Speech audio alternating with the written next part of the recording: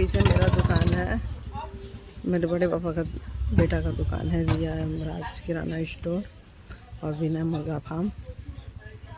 वहाँ से मैं आई हूँ, वहाँ मैं रहती हूँ। यह मेरी भाभी का घर है, रेखा रॉय। ये गाना गाती है, कीर्तन करती है, सभा करती हैं। ये यहाँ बहुत ज़्यादा सभा करने में अपना योगदान देती है। इनका नाम रेखा रॉय है। इनके बाल बच्चे नहीं, ये इनका घर है। ये इनका घर है, वो रेखा रॉय हैं। ये उनके पति हरिभद्र आए हैं, जो इनका नाती है। इनके खुद के बाल बच्चे नहीं, भाई भतीजे के बच्चों को लेकर ये चलती है। यह इनका घर है,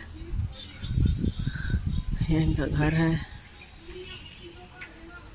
अभी मैं इनके आवाज़ में, इनके सुर में आपको इनका गान सुनाऊंगी।